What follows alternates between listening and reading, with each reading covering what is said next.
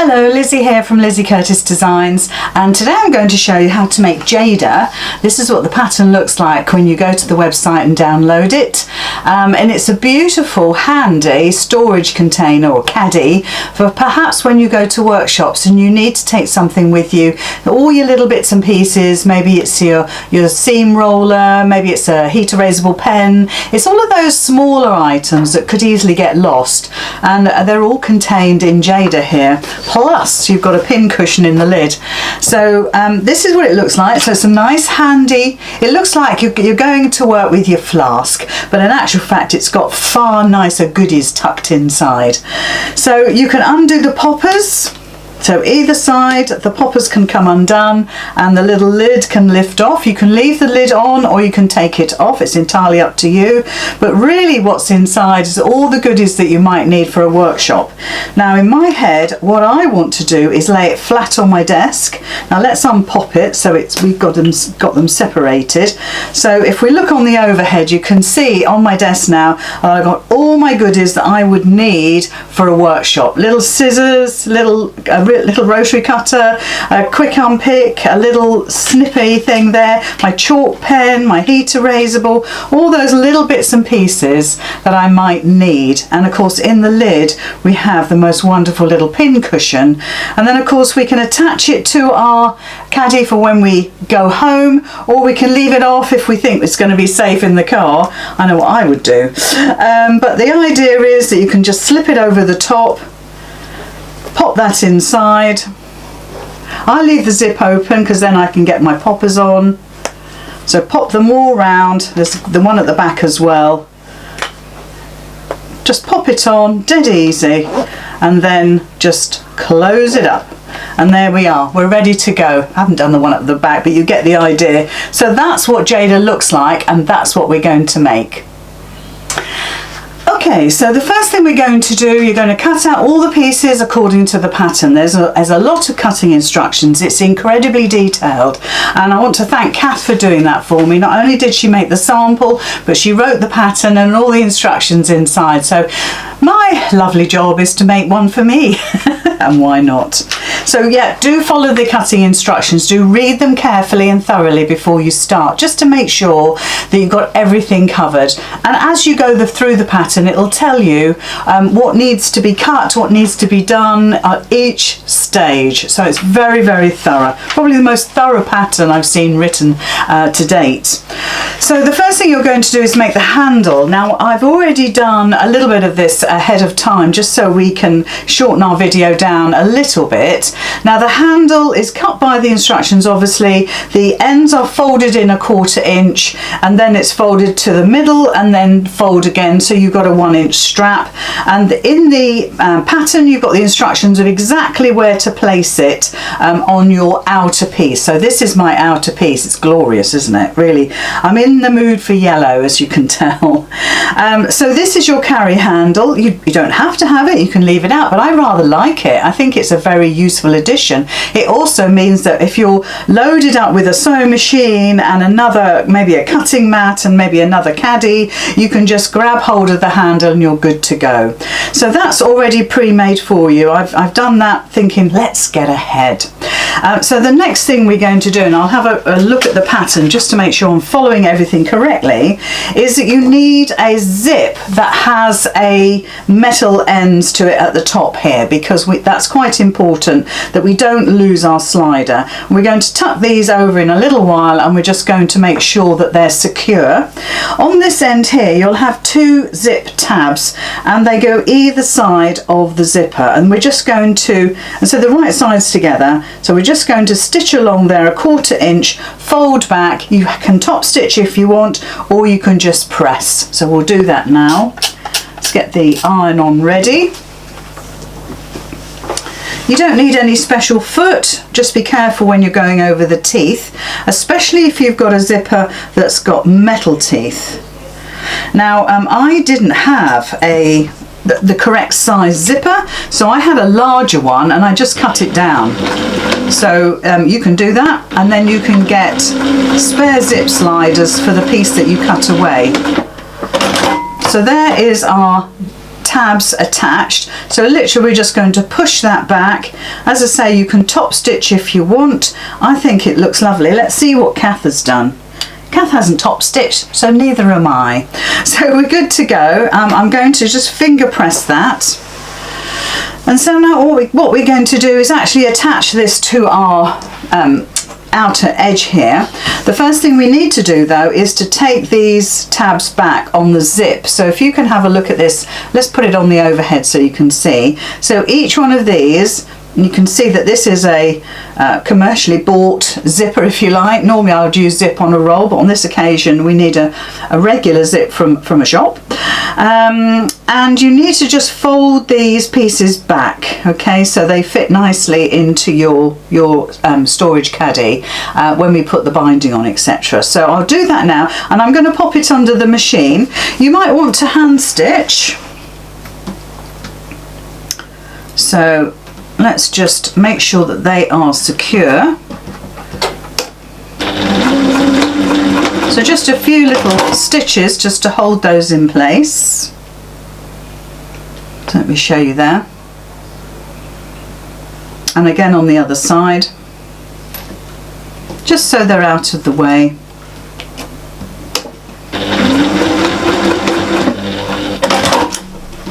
And again. So both of those are tucked under. They look like little bunny rabbit ears. Okay, so let's have a look on the overhead as to how we put the zip in. So we need a lining piece and we need our outer piece. And all we're going to do is we're going to do right sides together with the outer and the zip. So we can pop that down. Now you'll find that your zip tabs are too long. So what you want to do is to line up the top of the zipper like so, up here. Okay, and then you're going to put right sides together with your lining, and your handle might get in the way. Do you know what I will do? I'm going to pin that down, because all of these have been, I've stabilised previously. That was all in the instructions, how you stabilise and what you need to stabilise with. So let me just get some clips here. So just make sure that that zip is at the top. You might want to move that zip slider to start off with. We'll see how we go. And then just pop your lining over the top. Make sure that they're all neatly together, all the edges are together. And you'll find that the zip tabs are too wide as well. That's great. It means that we've got a little bit of manoeuvrability with all of our layers. So let's just pop those down. Now I like to stitch the zip with the teeth facing me. That's just my preference. So let's get that attached. So in other words, I'm going to go from the stabilised side, if you like, of your outer piece, because underneath here, if we can just pull it back, you can see I've got the right side of my zip showing. You can see that. So let's pop that clip back in. So I'm going to start at the bottom here and go all the way up, and there is a seam allowance here of 1/4 inch. So I always have a piece of tape on my machine, so I'll follow the tape, and it really helps. I don't think you can see it there, but there we are. There's my piece of tape. It's bright enough. So I'll just keep to that, my 1/4 inch. Take it slowly. You'll need to put the zipper foot on your machine. With this Dukey, I use my zipper foot as my regular foot, which sounds a bit weird, but actually it's a really lovely foot to do normal sewing with, unless I need a walking foot. So I'm just moving that zip slider through past the teeth. I just have to take my needle out for a moment. There we are. Gorgeous. And just bring it right up to the top.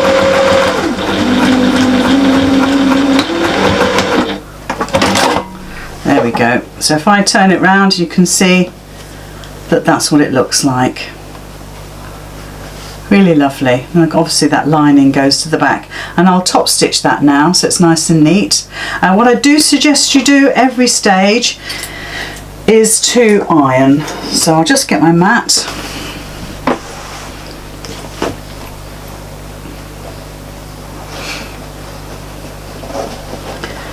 Let's see, that's it. Now you could of course trim back your zip tab. You don't have to do it like I've done it. If it's easier for you to trim it back, then please do that. Okay, that's lovely. Really lovely. Loving the fabrics. Of course they're yellow. So now I'm going to top stitch all the way down, and I might as well neaten that off while I'm here. So let's trim that off. So just going to cut it across the bottom. That's it. And then up the zip. And you can do that before if you want to. There we go. So I'm just going to top stitch that now. I'll move my zip slider out of the way just to make sure. You might want to lengthen your stitch to 3.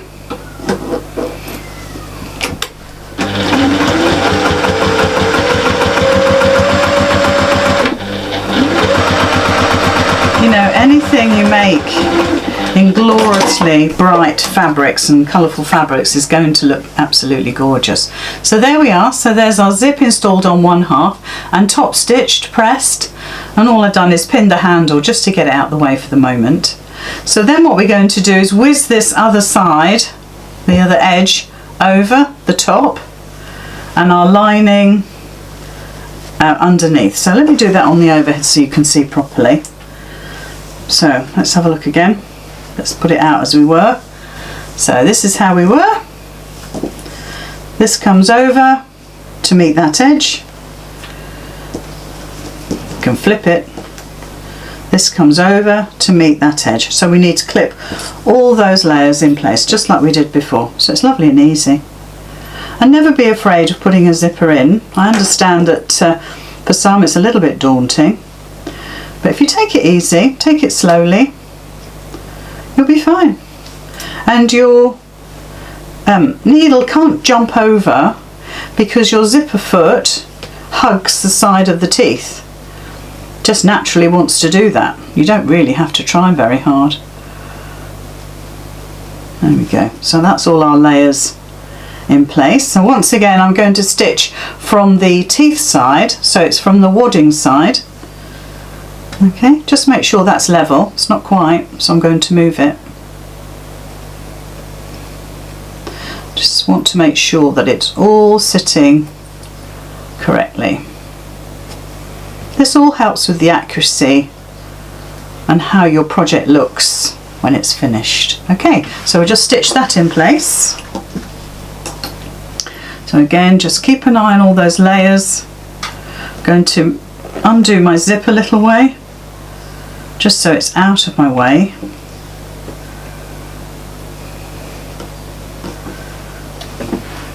And again, it's a 1/4 inch seam allowance, and I would definitely do a locking stitch of some sort.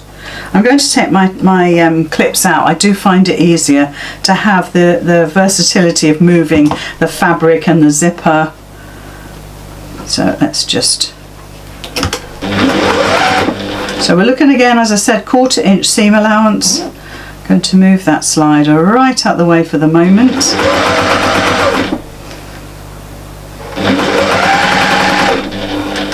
So now we're getting close to the zipper. I'm going to actually move it up. There we go. That was easy enough. And just finish sewing this.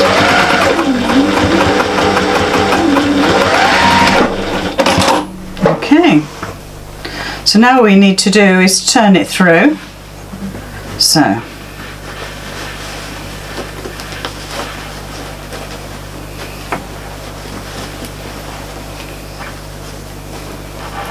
we end up with a tube.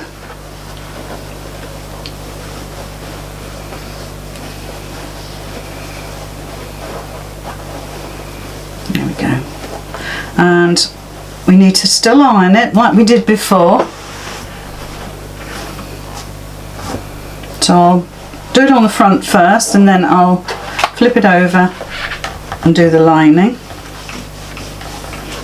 It's always lovely to keep everything really neat. I'm going to now take that pin out before I get myself into trouble with it.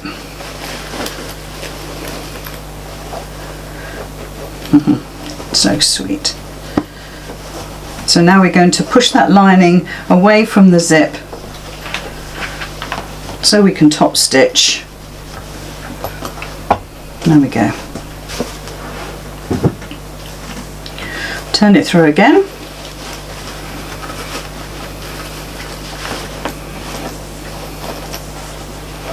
I think this is going to be one of those makes you're going to absolutely make loads of. They'd make super gifts, wouldn't they?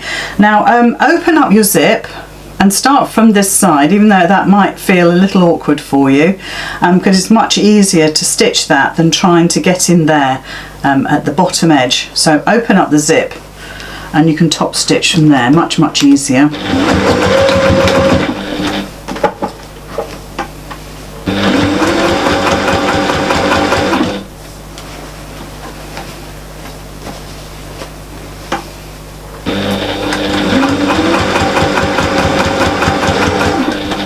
Sure I've stitched my zip in straight, but as this is for me, I'm okay with that.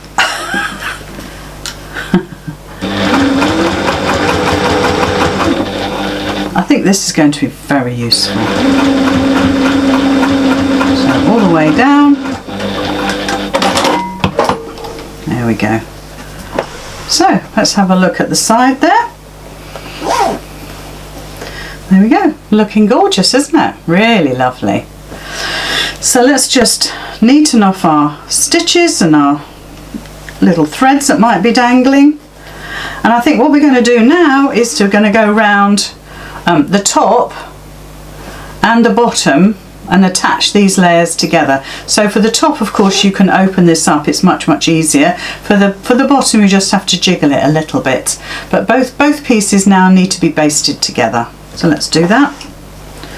And of course, once again, you can up your stitch length to 3 because you're just basting. And you're basting about 1/8 of an inch away from the top.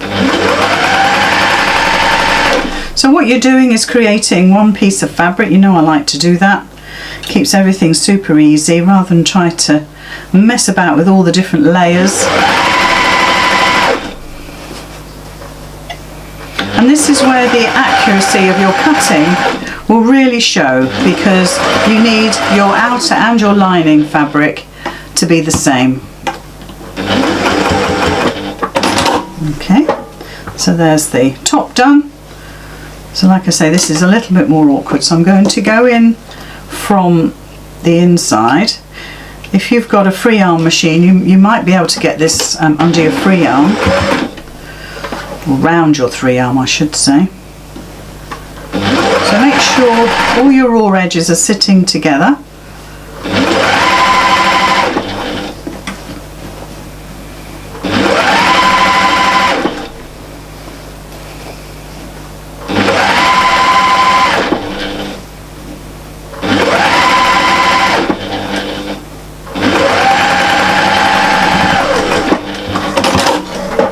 Okay. So just trim that. Just trim the threads here. Try and keep everything neat. It's easy to rush ahead and think, oh no, I need, you know, need to do this really quickly and get it done. But actually, take your time. It's a nice thing to do. Just take your time. Enjoy the process. There we go. Lovely. Right, so the next stage is to put the base on. Now, if we have a quick look at the overhead, let's just pop that there. Looks lovely. Pleased with that. So the base is the smaller circle that you're going to cut, and you need a lining and an outer, and you need to put these so they're wrong sides together. Okay, so this is your outside, this is your lining. And then what we're going to do is baste these together. Now you could actually zigzag, that does help, but you need to just to baste them, so again you've got one piece of fabric. So although it seems like a lot of unnecessary stitching, it actually is going to save you a lot of time. Now what I do suggest is you change to a walking foot. In fact, I'm going to do that right now. Okay, change to a walking foot. And the reason why I've done that is because there's multiple layers here now. And I want my fabrics, my wadding, everything that's in these layers to go through my sewing machine all at the same time. Whereas if you use just your regular foot with your, not your walking foot, it tends to feed the bottom layer through a little bit quicker. So it's worth changing, even though I always think the walking foot is slower. I'm not sure that it is, I think it's just my imagination. That's lovely. Much better job than if I'd used my regular foot. So I've now basted those two layers together. That's what it looks like. So now what I'm going to do is mark my north, south, east, west. So you think, what is she talking about? I will show you. Okay.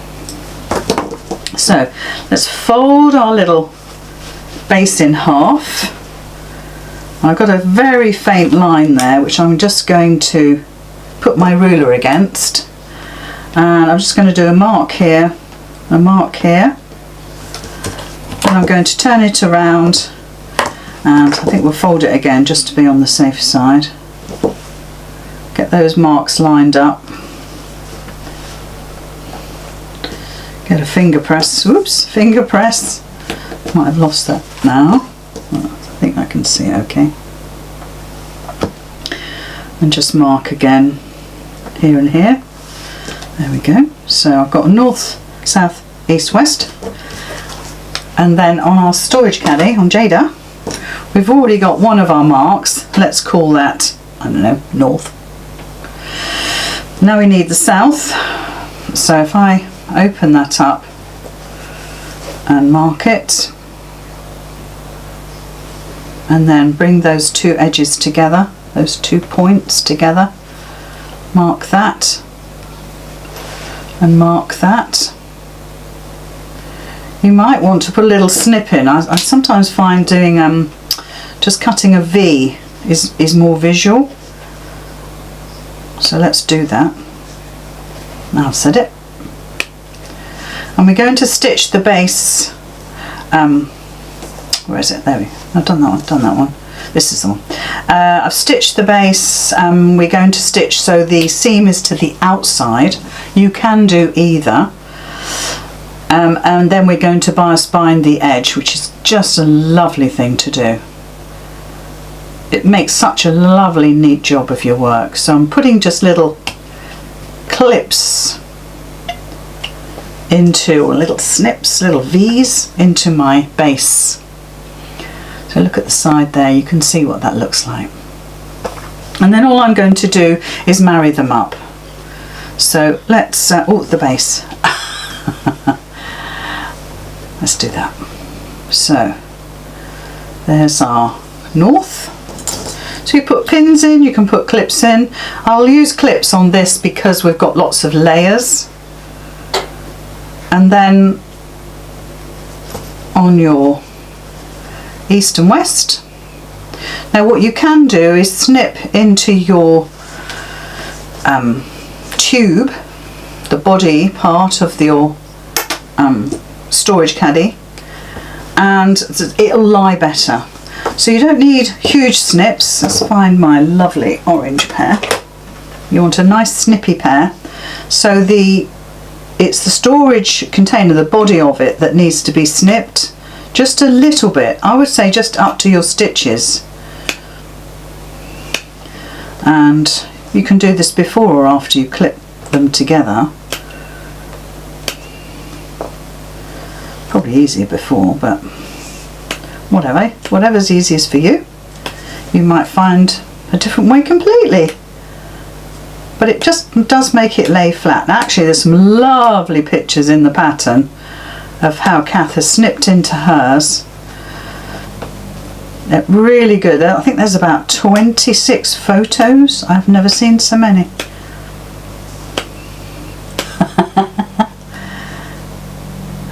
Aren't we lucky though? So lucky. Okay, so now we're going to pop this base on. So I'm going to start where my zip is, because I want that. If anything's going to go wrong, I don't want it anywhere near where the zip is. I want that to remain lovely and flat. Now I always stitch on what you might say is the straight edge, which is Jaida itself, the body, so not the base. If you've increased your stitch size, take it down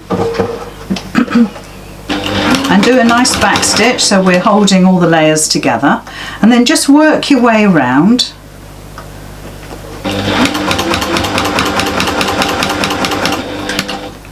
Keep stopping and starting, keep adjusting your fabrics, use your pokey tool or your stiletto to hold your fabrics in place. And I have lost my stiletto. I know it's around here somewhere, so I'll use my quick unpick. It's funny how you lose these things. It's probably rolled into my waste bin. But never fear, I will find it. It's my absolute essential tool. But a pokey tool is just as good. Not a pokey tool, a seam ripper, seam unpick. What do you say? What do you say? I like to say stitch unpick.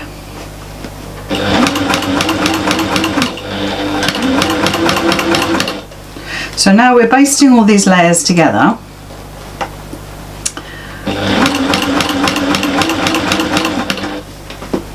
And I wouldn't worry too much if you're not quite on that 1/4 inch seam allowance. The body of your caddy and the base will fit. You just got to take your time, one little bit at a time, stop and adjust, and it's done. So there we are. So there is our base attached, and then obviously now we need to put the binding on, which is one of my favourite bits. Now I'm still looking for my quick unpick. Is it in here? Not my quick unpick, my pokey tool. No, it's not in there. It should be. I've got one in there, but not my favourite. Okay, so I've got my binding.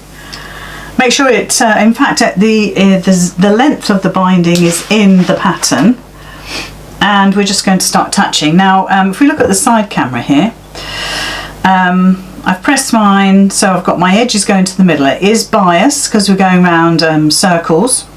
You want to make sure it's really well pressed if you've made it yourself. And you've got a choice now of either stitching like kind of a top stitch straight onto your base, or you can open up your binding and stitch along the crease that you've made. Yeah, so it's up to you. Let me just press that a little bit better. It's up to you which way you do it. Depends on, I think, how you feel about your top stitching. So I'm just going to cut that off, and Kath says we're going to fold over one short end of the bias binding by 1/4 inch. So the edge I've just cut off, we're going to press it by 1/4 inch in, and we start off, I'm going to do a little bit more, we start off with that folded edge, because then when we come around we've got something to tuck our end into. So I'm just going to fold that back again, give that a little press, make sure that the folds are sitting nicely. Sorry if my hands are in the way. And I'll give that a little iron there. It's lovely when you use Frankie the mat because obviously it almost doubles up as an ironing pad. So there's my end now folded under, ready for stitching, and I'm going to stitch in the fold, in the crease that we've made. Yeah. Now don't start at the front. You'll be tempted to, because that's almost like a natural place to start. So don't start here, because we want that to look its best. So I would suggest you take it around the corner and maybe go under the handle or something like that. And then you're just going to stitch on the outer and the outside fabric rather than inside fabric, and then your hand stitching, if that's what you choose to finish it off with, will be on the inside, the base of your Jaida. So now we're going to go around again and put our bias binding on. So get everything lined up.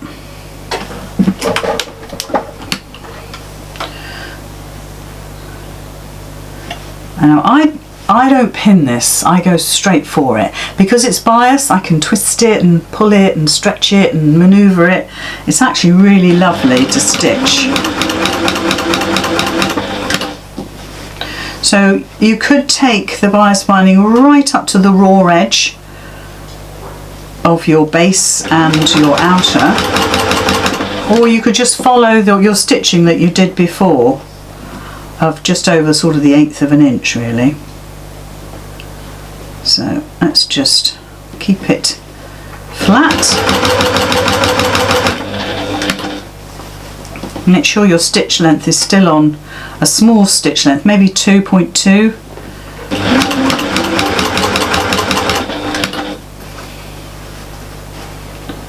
Just keep manoeuvring that around.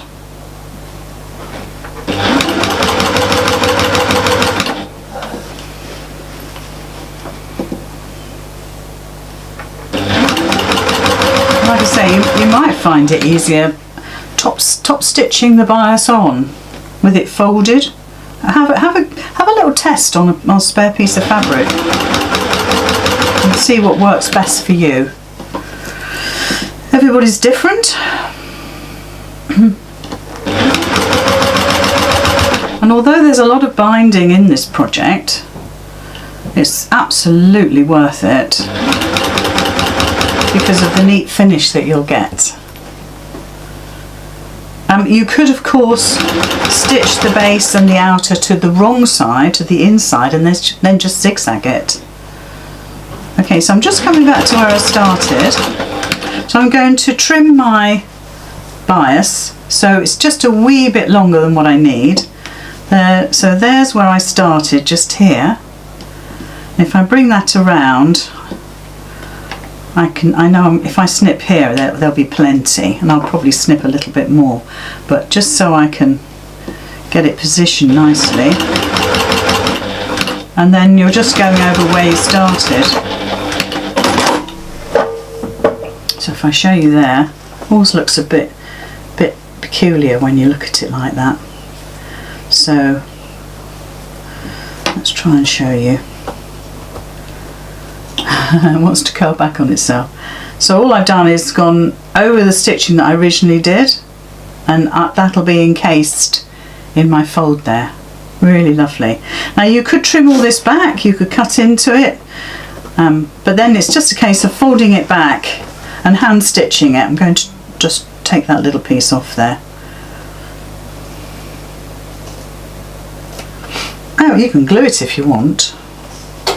So it's just a case of taking all this back over to the base of your project and then hand stitching it.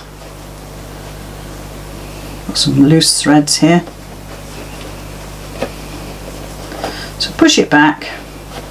As I say, you can trim your fabric so it sits a little bit neater, so there's not so much bulk, which is probably what I'll do. But you can see how that looks. Absolutely lovely. And then just take it back and hand stitch it. Okay, so I'll trim it and then I'll do that a little bit later. We'll leave it as it is for the moment, and then we can get on with the rest of the video. Okay, so that is our outer piece done. As you can see, looks amazing. As I say, I'll stitch that bias later. You could actually put it under the machine if you want to. I think hand stitching is nicer. Okay, so let's move on. Let's see what Kath says we have to do now. Right. Oh yeah, right, yeah. Oh, that's it. So we're going to bind the top. So, oh dear me. So let's just neaten that off. So get yourself another piece of binding. Again, all the measurements are in the pattern. I'm just going to square mine off. And you're going to do exactly the same. You're going to turn under 1/4 inch and you're going to attach it to the top of your outer piece. So let's just iron that back.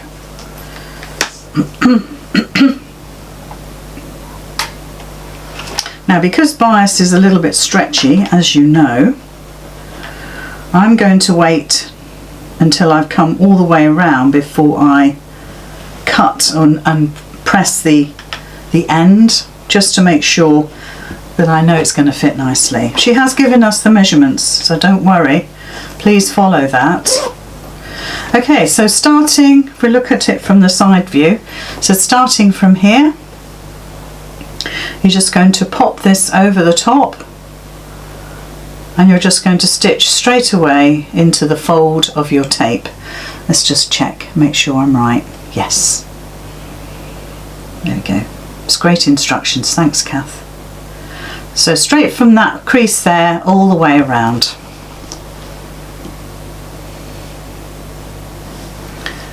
You see, I'm like you, I downloaded the pattern,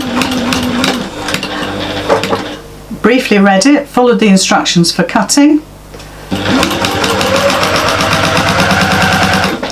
and yeah, just started making, creating. So I'm literally doing what you'd be doing, following the pattern. So putting the bias on at for the top is so easy. So coming around to where we started. So I'm just going to have a look at what I need to cut, which is about there. Okay, and then I'm just going to finger press that back. There's a little thread there. There we go. Finger press that back. Hold that in place with my pokey tool. Look, let's see if I get my finger out of the way. And take it right up to the edge of where you've top stitched. Okay, so once again we've got our binding on the top, and then all you're going to do is fold it back and hand stitch. It looks amazing. Or you can glue, you don't have to always hand stitch, or you can machine it down. Whatever's easiest for you. It looks amazing. Give it a press first, make sure all of your threads have been cut off. Make sure it's really neat and tidy.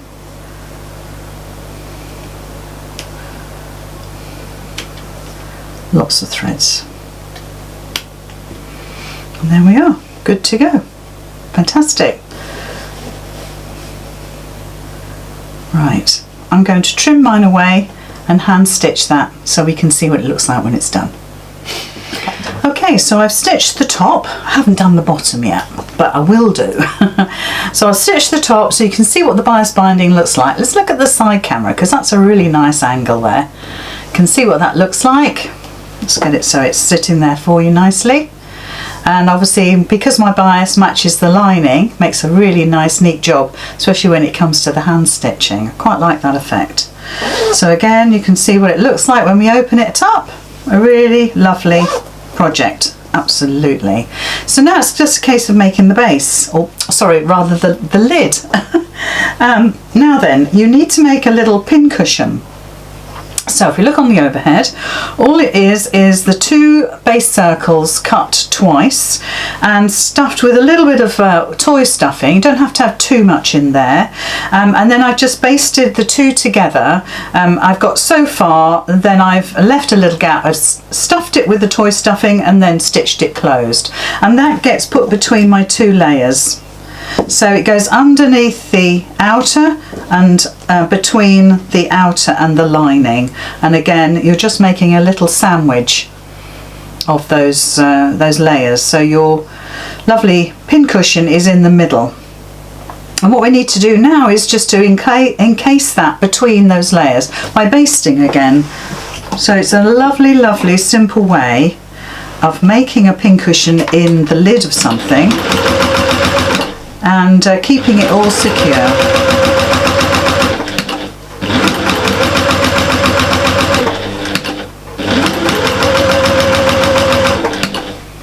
So by using the walking foot, everything stays in the correct place.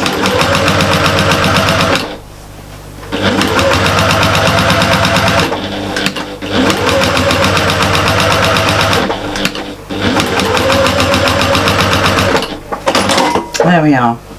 So you can see now that you've got all the layers attached, and perhaps I'm at 1/4 inch, but ideally you're going to stitch that at 1/8 of an inch, but that's all fine. Just make sure you trim all your threads. Okay, so the next thing is to get hold of your 2 pieces for your lid. So it's the piece that goes around, and you're going to put them wrong sides together, and you're just going to baste those in place together. So you know I like to do this because it keeps everything in its place. So again, you could up your stitch to 3.5 maybe, because we're just basting. So try and keep at the 1/8 of an inch. Don't worry if you can't. So you're going all the way around.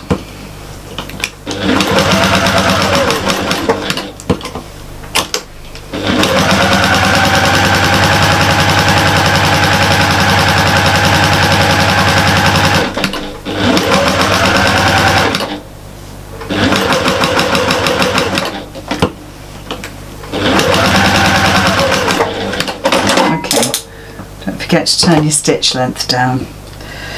Right, trim your threads off. Okay, so what we're going to do now is, if we look on the overhead, I'll just make sure I'm doing this correctly as Kath's instructions. We're now going to do exactly what we did before with our base and our base bottom.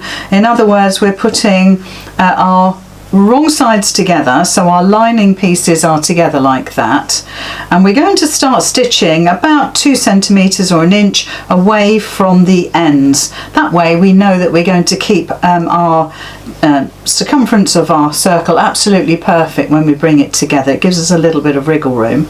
So as I say, turn the stitch length down now to 2.5. You might want to snip into your outer circumference, sorry, your outer piece, and then it might fit better on your circle. But we'll go ahead and stitch this together. So again, it's starting about 2 centimeters from the end of your outer piece. I suppose it's a gusset, isn't it? Don't know why I'm struggling with the words today. So really what we're doing is basting again. So probably just under the 1/4 inch is good. See how you get on. I tend to just follow my stitching. It's good to keep your eye in that way.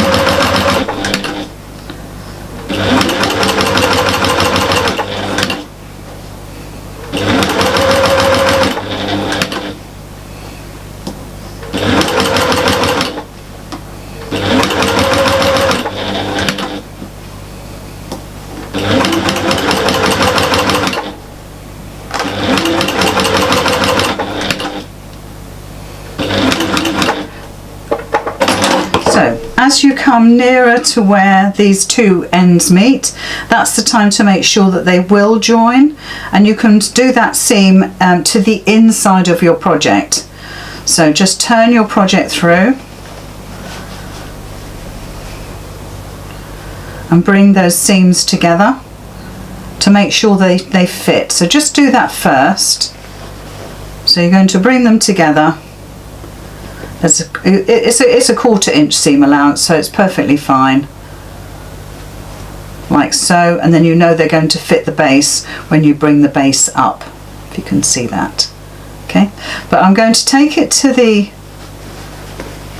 so this is the outer pieces together, the right side pieces together.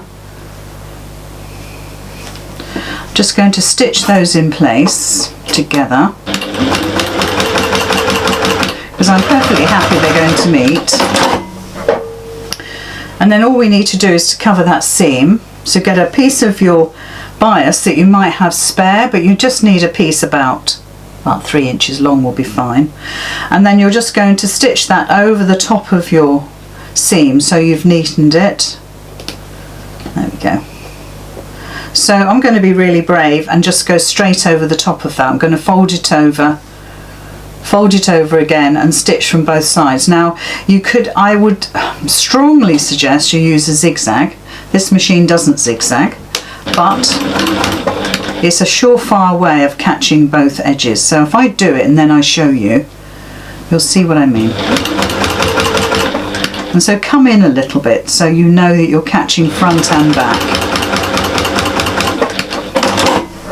There we go. So apart from catching that top seam there, you can see what that looks like. Nice and neat, and it's caught on the other side as well. So now we can just trim that off. There we go. And now I can put that back in the seam. So I'm going to turn it through.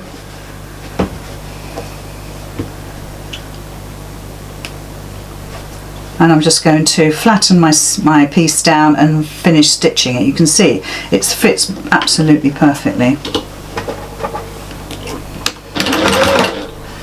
So let's just get those edges together. Set them.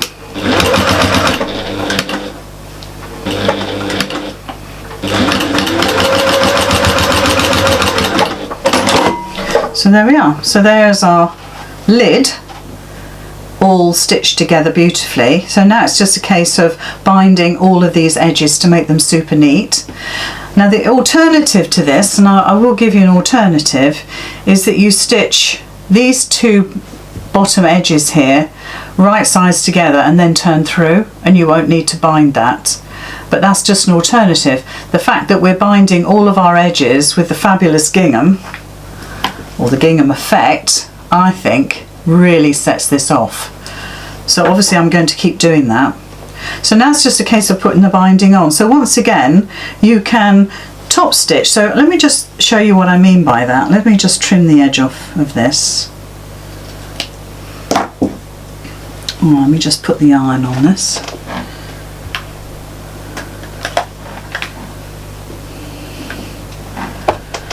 So onto your lid, instead of opening up the seam like that and stitching in the crease that you've made, you could literally place it over the top and top stitch, and that's actually quite a nice easy way. You'll still need to neaten off your edges here, but it's the one when you come back on yourself that you'll need to fold over.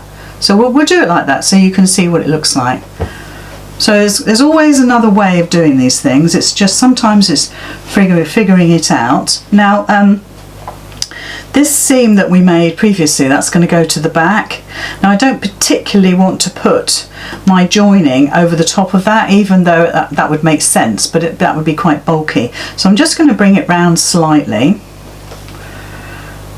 and I'm just going to top stitch. Now I'm going to have to turn my project through because it's easier for me to stitch on the inside. And obviously you still want to go for a 1/4 inch thereabouts.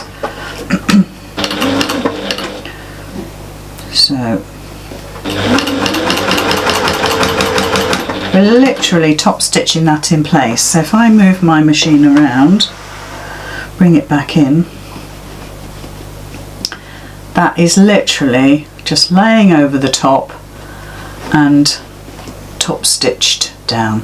And then we flip it over like we normally would and hand stitch it, or you could machine stitch it.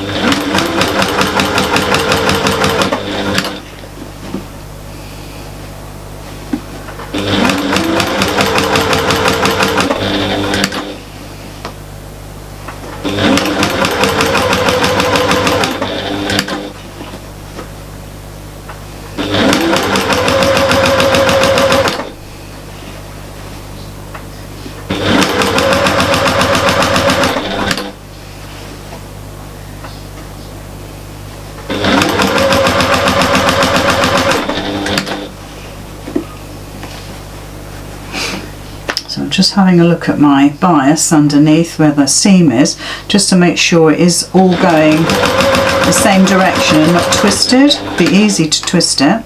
So look, I'm coming back on myself now. This is not going to be easy to show you. So I'm just coming back on myself, yeah? Just see there. Move it again a bit more.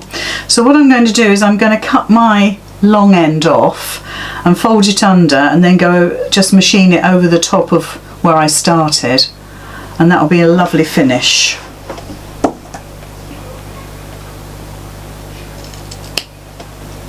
And always cut just that little bit more than what you think.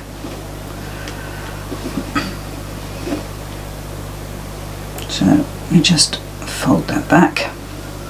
Iron it by all means.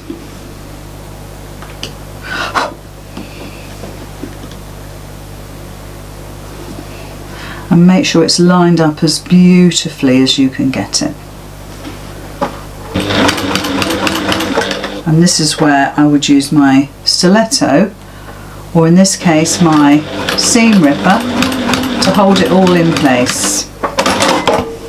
Okay, so let's have a look and see what that looks like. So I've done the bottom edge. I'll just fold that back. So there we are, that's it, top stitched in place. So it looks quite different really, doesn't it? And then again, all you're going to do is flip it over and hand stitch it, or if you're brave enough, you're going to machine stitch it, but I'll hand stitch mine. So now all we need to do is the same for the base, or the lid in actual fact, that's what it becomes. So again, take your length of bias binding. Let's make sure I've got enough now. Yeah. Trim the ends. Do that fold over again, because we'll do exactly what we did on the base, so it matches. I just wanted to show you that other way. It's always nice to have a different technique. And the one thing I absolutely love is when you guys tell me your way of doing things, because then I learn and I think, oh yeah, that's a great idea, why didn't I think of that? So we're going to put this under the machine. So I'm going to, now again, you're going to have to decide where you want your hand stitching. So you're either going to have your hand stitching at kind of like the front or into the lid, and I think I'll go into the lid. So I'm going to stitch mine onto the straight edge rather than the rounded edge. That makes sense. And I'm going to stagger my join again,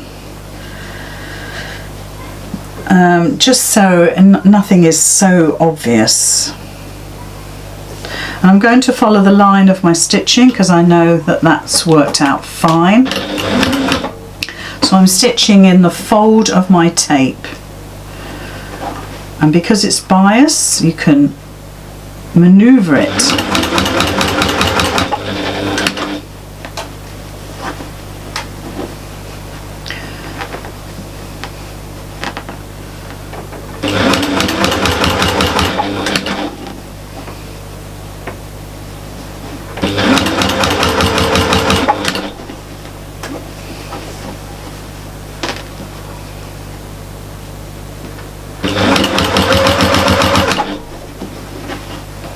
So a little bit at a time.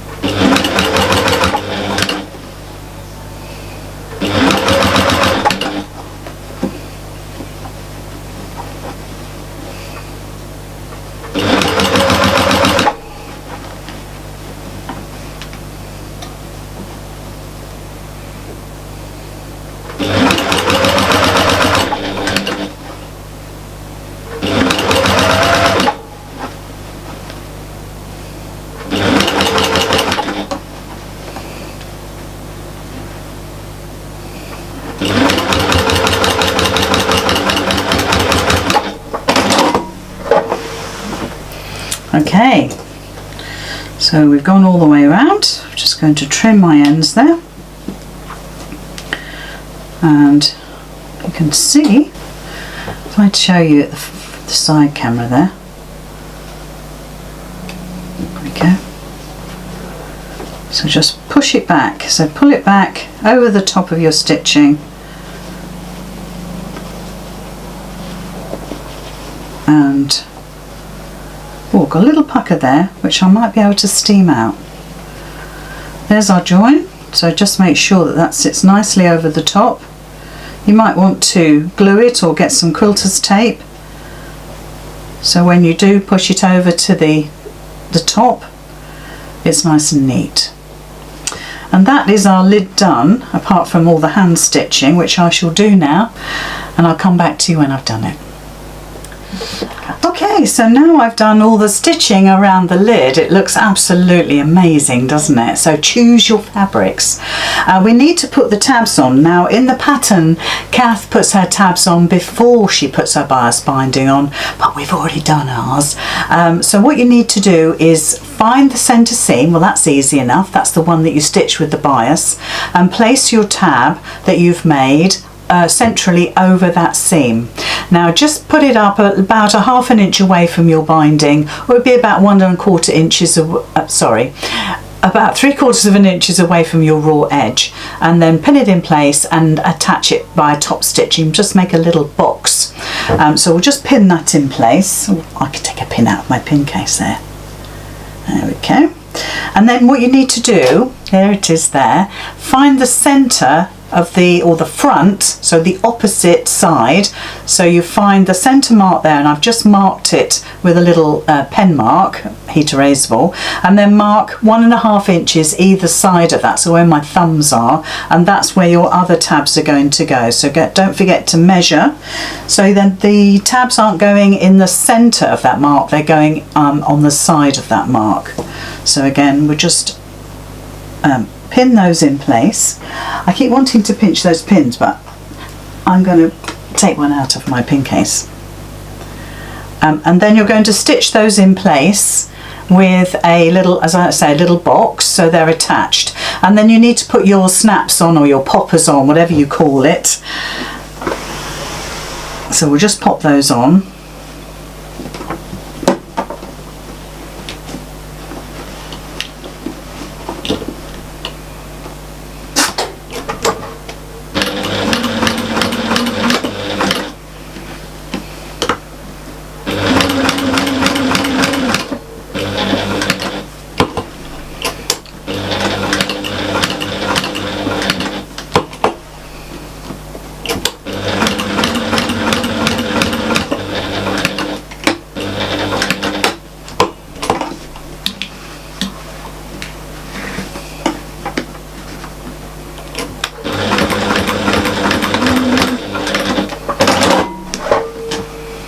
So there's one. So just make sure they're all correctly positioned, the same.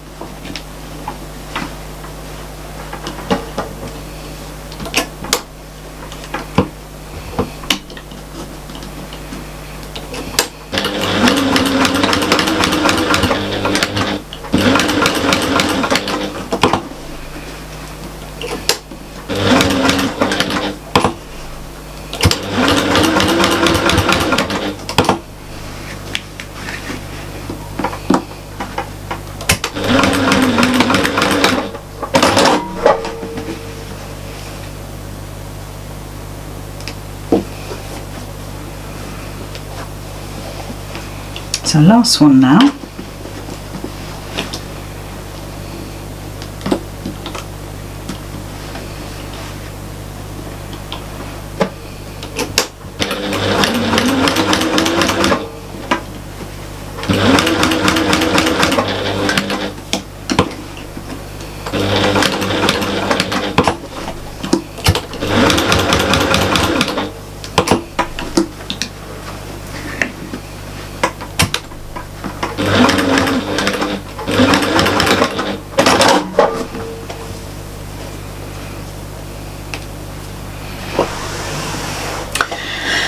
Okay, so there's our little tabs in place. So now all you need to do is attach your poppers to, or snaps, whatever you call them, onto your tabs here.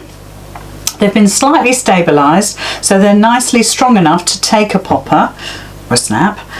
And then what you need to do is place this over the top of your beautiful outer. So what I do is I leave the zip open and I just pop this over the top. And this is where you're going to get the position of your poppers. So once you're happy with how that's sitting, I'm then going to do the zip up, right up to the top there. And then you can mark, and you see here, you can mark where your poppers go. And that's the best way, because then your lid fits your storage. You can see it's beautiful. So I'm just going to make a mark. Now I would use that mark as your guideline all the way round. So whatever that measures from the top, so this is measuring, oh, where is it? 2 3/4. Then that's where I'm going to put the popper, and I'll put it on all of the places so they meet up. So 2 3/4. And then just line it up again. Let's get it back on itself. So I'm just going to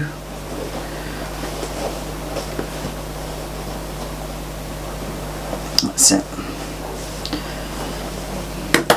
I've twisted this, so let's just put it back on properly. There we go. Oh, there it is.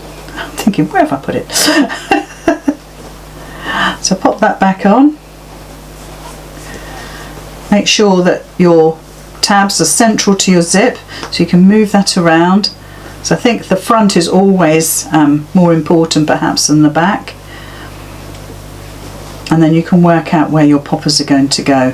So if I pop that down there, it's going to be here and it'll be here, but I can measure that so they're both the same. So there's my mark there, there's my mark there.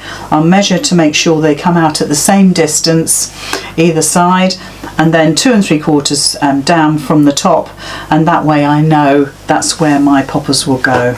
So if I do this, let's line that up properly. And here.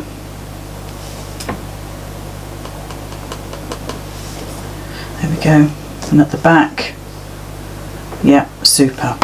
Okay, so that is actually now completely completed, apart from my poppers, but I'll do that after the video, just so I don't delay things anymore. And what I've found is, undo the zip first, put your case inside the lid,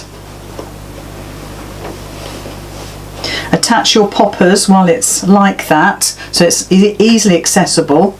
Still got that twisted, never mind. Do the zip up, and then you're ready to go.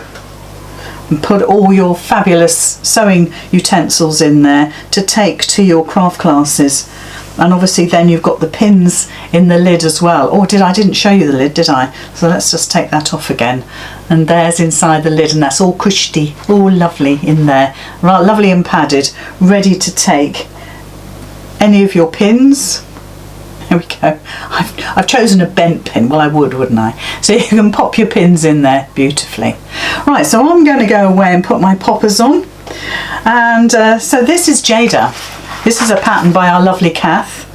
And I think it's absolutely super. And I can't wait to take it to a workshop.